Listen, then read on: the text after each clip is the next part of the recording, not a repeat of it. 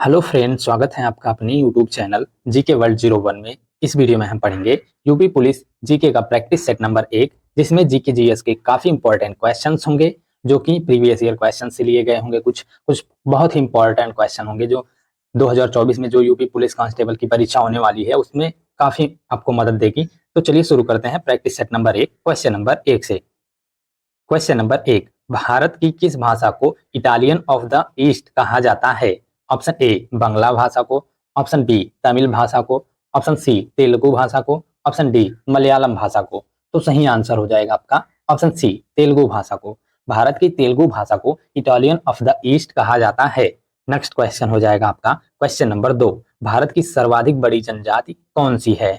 Option A Bhil जनजाति, option B Gond जनजाति, option C Santhal जनजाति, ऑप्शन डी थारू जनजाति। तो सही आंसर हो जाएगा आपका ऑप्शन ए भील जनजाति। 2011 की जनगणना के अनुसार भारत की सर्वाधिक बड़ी जनजाति जो है वो भील जनजाति है। नेक्स्ट क्वेश्चन हो जाएगा आपका क्वेश्चन नंबर 3, केंद्रीय भारतीय भाषा संस्थान कहाँ स्थित है? ऑप्शन ए हैदराबाद में, ऑप्शन बी वाराणसी में, ऑप्शन सी मैसूर में, ऑप्शन डी उज्जैन में। तो सही आंसर हो जाएगा आपका ऑप्शन सी मैसूर में। केंद्रीय भारतीय भाषा संस्थान मैसूर में स्थित है। नेक्स्ट क्वेश्चन हो जाएगा आपका क्वेश्चन नंबर 4, आवेग की एसआई यूनिट क्या है? Option A newton metre, option B newton second, option C joule per second, option D metre per second. तो सही आंसर हो जाएगा आपका ऑप्शन बी न्यूटन सेकेंड। आवेग की एसआई यूनिट जो है या एसआई इकाई जो है वो न्यूटन सेकेंड है। नेक्स्ट क्वेश्चन हो जाएगा आपका क्वेश्चन नंबर 5, भारतीय भाषाओं को कितने प्रमुख वर्गों में बांटा गया है? Option A 3, option B 4, option C 6, option D 8। तो सही आंसर हो जाएगा आपका ऑप्शन बी 4। भारतीय भाषाओं को कुल 4 प्रमुख वर्गों में बांटा गया है। सामान्यतः उत्तर भारत में बोली जाने वाली भारोपी भाषा परिवार की भाषाओं को आर्य भाषा समूह, दक्षिण की भाषाओं को द्रविड़ भाषा समूह, ऑस्ट्रो एशियाटिक परिवार की भाषाओं को मुंडारी भाषा समूह तथा पूर्वोत्तर में रहने वाले तिब्बती वर्मी नृजातीय भाषाओं को चीनी तिब्बती के रूप में जाना जाता है। नेक्स्ट क्वेश्चन हो जाएगा आपका क्वेश्चन नंबर 6, कुल वाहनों में 30% इलेक्ट्रिक वाहन करने का लक्ष्य भारत सरकार द्वारा कब तक रखा गया है? ऑप्शन ए 2024 ईस्वी तक, ऑप्शन बी 2025 ईस्वी तक, ऑप्शन सी 2030 ईस्वी तक, ऑप्शन डी 2047 ईस्वी तक। तो सही आंसर हो जाएगा आपका ऑप्शन सी 2030 ईस्वी तक। कुल वाहनों में 30% इलेक्ट्रिक वाहन करने का लक्ष्य भारत सरकार द्वारा 2030 ईस्वी तक रखा गया है। नेक्स्ट क्वेश्चन हो जाएगा आपका क्वेश्चन नंबर 7, एक देश एक उर्वरक योजना को किसके द्वारा लॉन्च किया गया है? ऑप्शन ए नरेंद्र मोदी के द्वारा, ऑप्शन बी प्रहलाद जोशी के द्वारा, ऑप्शन सी पशुपति पारस के द्वारा, ऑप्शन डी अमित शाह के द्वारा। तो सही आंसर हो जाएगा आपका ऑप्शन ए नरेंद्र मोदी के द्वारा। एक देश एक उर्वरक योजना को प्रधानमंत्री नरेंद्र मोदी के द्वारा लॉन्च किया गया है। नेक्स्ट क्वेश्चन हो जाएगा आपका question number 8, global fire index 2023 में भारत का स्थान है। ऑप्शन ए पहला, ऑप्शन बी दूसरा, ऑप्शन सी तीसरा, ऑप्शन डी चौथा। तो सही आंसर हो जाएगा आपका ऑप्शन डी चौथा। ग्लोबल फायर इंडेक्स 2023 में भारत का स्थान जो है वो चौथा है। नेक्स्ट क्वेश्चन हो जाएगा आपका क्वेश्चन नंबर 9, पुष्पों का अध्ययन कहलाता है। Option A anthology, option B agrostology, option C phenology, option D palynology. तो सही आंसर हो जाएगा आपका ऑप्शन ए एंथोलॉजी। पुष्पों का अध्ययन एंथोलॉजी कहलाता है। नेक्स्ट क्वेश्चन हो जाएगा आपका क्वेश्चन नंबर 10, उत्तर प्रदेश को पूर्व में किस नाम से जाना जाता था? ऑप्शन ए यूनाइटेड प्रोविंस के नाम से, ऑप्शन बी आर्य प्रदेश के नाम से, ऑप्शन सी अवध प्रांत के नाम से, ऑप्शन डी उत्तरी प्रांत के नाम से। तो सही आंसर हो जाएगा आपका ऑप्शन ए यूनाइटेड प्रोविंस के नाम से। उत्तर प्रदेश को पूर्व में यूनाइटेड प्रोविंस के नाम से जाना जाता था। नेक्स्ट क्वेश्चन हो जाएगा आपका क्वेश्चन नंबर 11, असहयोग आंदोलन के कार्यक्रम में कौन सा कार्य शामिल नहीं था? ऑप्शन ए सरकारी कामकाज का बहिष्कार, ऑप्शन बी सरकार को पुरस्कार लौटाना, ऑप्शन सी सरकारी शिक्षण संस्थाओं का बहिष्कार, ऑप्शन डी संवैधानिक साधनों के माध्यम से स्वरोजगार प्राप्त करना। तो सही आंसर हो जाएगा आपका ऑप्शन डी संवैधानिक साधनों के माध्यम से स्वरोजगार प्राप्त करना। ये जो असहयोग आंदोलन था उसके कार्यक्रम में ये शामिल नहीं था। बाकी सरकारी कामकाज का बहिष्कार, सरकार को पुरस्कार लौटाना, सरकारी शिक्षण संस्थाओं का बहिष्कार, ये तीनों शामिल था। लेकिन संवैधानिक साधनों के माध्यम से स्वरोजगार प्राप्त करना ये शामिल नहीं था। इसीलिए ऑप्शन डी आपका सही आंसर हो जाएगा। नेक्स्ट क्वेश्चन हो जाएगा आपका क्वेश्चन नंबर 12, उत्तर प्रदेश पंचायत राज संशोधन अधिनियम कब पारित किया गया? ऑप्शन ए 1992 ईस्वी में, ऑप्शन बी 1994 ईस्वी में, ऑप्शन सी 1995 ईस्वी में, ऑप्शन डी 1996 ईस्वी में। तो सही आंसर हो जाएगा आपका ऑप्शन बी 1994 ईस्वी में। उत्तर प्रदेश पंचायत राज संशोधन अधिनियम 1994 ईस्वी में पारित किया गया।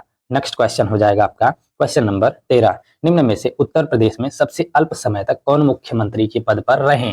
Option A Hemvati Nandan Bahuguna, option B Govind Ballabh Pant, option C Tribhuvan Narayan Singh, option D इनमें से कोई नहीं। तो सही आंसर हो जाएगा आपका ऑप्शन सी त्रिभुवन नारायण सिंह। इनमें से त्रिभुवन नारायण सिंह जो थे वो उत्तर प्रदेश में सबसे कम समय तक मुख्यमंत्री के पद पर रहे।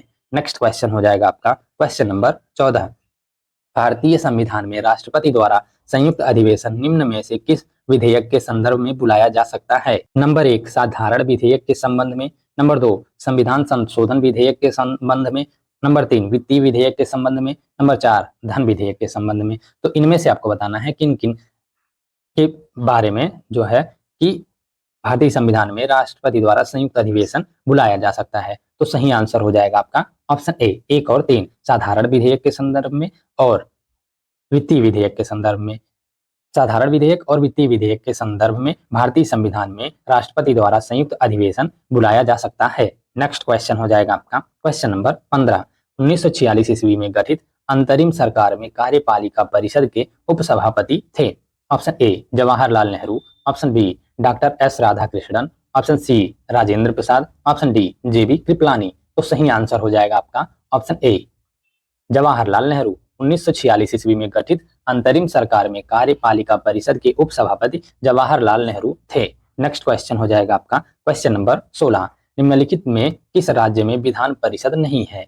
ऑप्शन ए महाराष्ट्र में, ऑप्शन बी कर्नाटक में, ऑप्शन सी आंध्र प्रदेश में, ऑप्शन डी तमिलनाडु में। तो सही आंसर हो जाएगा आपका ऑप्शन डी तमिलनाडु में। इन राज्यों में से तमिलनाडु में विधान परिषद नहीं है। नेक्स्ट क्वेश्चन हो जाएगा आपका क्वेश्चन नंबर 17, पंचायत चुनाव कराने का निर्णय किसके द्वारा लिया जाता है? ऑप्शन ए चुनाव आयोग के द्वारा, ऑप्शन बी केंद्र सरकार के द्वारा, ऑप्शन सी राज्य सरकार के द्वारा, ऑप्शन डी जिला निर्वाचन पदाधिकारी द्वारा। तो सही आंसर हो जाएगा आपका ऑप्शन सी राज्य सरकार द्वारा। पंचायत चुनाव कराने का निर्णय राज्य सरकार द्वारा लिया जाता है। नेक्स्ट क्वेश्चन हो जाएगा आपका क्वेश्चन नंबर 18, भारत के सर्वोच्च न्यायालय के कार्यवाहक मुख्य न्यायाधीश की नियुक्ति कौन करता है? ऑप्शन ए सर्वोच्च न्यायालय का मुख्य न्यायाधीश, ऑप्शन बी प्रधानमंत्री, ऑप्शन सी राष्ट्रपति, ऑप्शन डी विधि मंत्री। तो सही आंसर हो जाएगा आपका ऑप्शन सी राष्ट्रपति। भारत के सर्वोच्च न्यायालय के कार्यवाहक मुख्य न्यायाधीश की नियुक्ति राष्ट्रपति करता है। नेक्स्ट क्वेश्चन हो जाएगा आपका क्वेश्चन नंबर 19, एशियाई जंगली गधा कहाँ पाया जाता है? ऑप्शन ए काजीरंगा में, ऑप्शन बी पेरियार में, ऑप्शन सी कच्छ का रण में, ऑप्शन डी इनमें से कोई नहीं। तो सही आंसर हो जाएगा आपका ऑप्शन सी कच्छ का रण में। एशियाई जंगली गधा कच्छ का रण में पाया जाता है। नेक्स्ट क्वेश्चन हो जाएगा आपका क्वेश्चन नंबर 20, विश्व मौसम विज्ञान संगठन का मुख्यालय कहाँ स्थित है? ऑप्शन ए रोम में, ऑप्शन बी जिनेवा में, ऑप्शन सी रोम में, ऑप्शन डी लंदन में। रोम 2 बार दे लिया है ऑप्शन ए और ऑप्शन सी, तो निगलेक्ट करते हैं एक को। तो सही आंसर हो जाएगा आपका ऑप्शन बी जिनेवा में। विश्व मौसम विज्ञान संगठन का मुख्यालय जिनेवा में स्थित है। नेक्स्ट क्वेश्चन हो जाएगा आपका क्वेश्चन नंबर 21, गोल्फ की गेंद का वजन कितना होता है? Option A 45.93 gram, option B 32.80 gram, option C 68.8 gram, option D 4.59 gram. तो सही आंसर हो जाएगा आपका ऑप्शन ए 45.93 ग्राम। गोल्फ की गेंद का वजन 45.93 ग्राम होता है। नेक्स्ट क्वेश्चन हो जाएगा आपका क्वेश्चन नंबर 22, वाचस्पति पुरस्कार किस क्षेत्र में दिया जाता है? ऑप्शन ए हिंदी साहित्य के क्षेत्र में, ऑप्शन बी संस्कृत साहित्य के क्षेत्र में, ऑप्शन सी मैथिली साहित्य के क्षेत्र में, ऑप्शन डी सामाजिक सद्भाव के क्षेत्र में। तो सही आंसर हो जाएगा आपका ऑप्शन बी संस्कृत साहित्य के क्षेत्र में। वाचस्पति पुरस्कार संस्कृत साहित्य के क्षेत्र में दिया जाता है। वाचस्पति पुरस्कार के बिरला फाउंडेशन द्वारा साहित्य के क्षेत्र में केवल संस्कृत के किसी लेखक को योगदान के लिए प्रदान किया जाता है। नेक्स्ट क्वेश्चन हो जाएगा आपका क्वेश्चन नंबर 23, निम्न में से किस व्यक्ति को गुरु जी के उपनाम से जाना जाता था? ऑप्शन ए रविंद्रनाथ टैगोर को, ऑप्शन बी एम एस गोलवकर को, ऑप्शन सी मदन मोहन मालवीय को, ऑप्शन डी चक्रवर्ती राजगोपालाचारी को। तो सही आंसर हो जाएगा आपका ऑप्शन बी, एम.एस. गोलवकर को। इनमें से एम.एस. गोलवकर को गुरु जी के उपनाम से जाना जाता था। नेक्स्ट क्वेश्चन हो जाएगा आपका क्वेश्चन नंबर 24। केंद्रीय खनन अनुसंधान संस्थान कहाँ स्थित है? ऑप्शन ए रांची में, ऑप्शन बी जमशेदपुर में, ऑप्शन सी धनबाद में, ऑप्शन डी जादूगोड़ा में। तो सही आंसर हो जाएगा आपका ऑप्शन सी धनबाद में। केंद्रीय खनन अनुसंधान संस्थान धनबाद, जो कि झारखंड राज्य में स्थित है, वो स्थित है धनबाद में। नेक्स्ट क्वेश्चन हो जाएगा आपका क्वेश्चन नंबर 25। निम्न में से गुप्त काल में उत्तर प्रदेश के कौन से नगर व्यवसाय, शिक्षा व कला के प्रमुख केंद्र थे? Option A Mathura, option B Kaushambi, option C Prayag, option D सभी। तो सही आंसर हो जाएगा आपका ऑप्शन डी सभी। इनमें से गुप्त काल में उत्तर प्रदेश के मथुरा, कौशाम्बी और प्रयागराज तीनों नगरों में व्यवसाय, शिक्षा व कला के प्रमुख केंद्र थे। नेक्स्ट क्वेश्चन हो जाएगा आपका क्वेश्चन नंबर 26। निम्नलिखित में से किस राज्य में संस्कृत भाषा को राज्य की द्वितीय राजभाषा का दर्जा प्रदान किया गया है? ऑप्शन ए बिहार राज्य में, ऑप्शन बी छत्तीसगढ़ राज्य में, ऑप्शन सी उत्तर प्रदेश राज्य में, ऑप्शन डी उत्तराखंड राज्य में। तो सही आंसर हो जाएगा आपका ऑप्शन डी उत्तराखंड राज्य में। उत्तराखंड राज्य में संस्कृत भाषा को राज्य की द्वितीय राजभाषा का दर्जा प्रदान किया गया है। उत्तराखंड में संस्कृत को द्वितीय राजभाषा का दर्जा प्राप्त है। नेक्स्ट क्वेश्चन हो जाएगा आपका क्वेश्चन नंबर 27। चंद्रगुप्त द्वितीय के दरबार में नवरत्नों में कौन शामिल नहीं थे? इनमें से आपको बताना है कि चंद्रगुप्त द्वितीय के दरबार में नवरत्नों में कौन शामिल नहीं थे। Option A Betal Bhatt, option B Kalidas, option C Dhanvantari, option D Patanjali. तो सही आंसर हो जाएगा आपका ऑप्शन डी पतंजलि। पतंजलि जो है वो चंद्रगुप्त द्वितीय के दरबार में नवरत्नों में शामिल नहीं थे। बाकी बेताल भट्ट, कालिदास और धन्वंतरी, ये तीनों जो है वो नवरत्नों में शामिल थे चंद्रगुप्त द्वितीय के दरबार में। पतंजलि पुष्यमित्र शुंग के समकालीन थे उनके दरबार में। नेक्स्ट क्वेश्चन हो जाएगा आपका क्वेश्चन नंबर 28। भारत के संबंध में हिंदी शब्द का प्रयोग सर्वप्रथम किसने किया? ऑप्शन ए अमीर खुसरो ने, ऑप्शन बी मलूक दास ने, ऑप्शन सी माखनलाल चतुर्वेदी ने, ऑप्शन डी रामधारी सिंह दिनकर ने। तो सही आंसर हो जाएगा आपका ऑप्शन ए अमीर खुसरो ने। भाषा के संबंध में हिंदी शब्द का प्रयोग सर्वप्रथम अमीर खुसरो ने किया। नेक्स्ट क्वेश्चन हो जाएगा आपका क्वेश्चन नंबर 29। सिमुक निम्न वंशों में से किसका संस्थापक था? ऑप्शन ए चेर वंश का, ऑप्शन बी चोल वंश का, ऑप्शन सी संगम वंश का, ऑप्शन डी सातवाहन वंश का। तो सही आंसर हो जाएगा आपका ऑप्शन डी सातवाहन वंश का। सिमुक जो है वो इन वंशों में से सातवाहन वंश का संस्थापक था।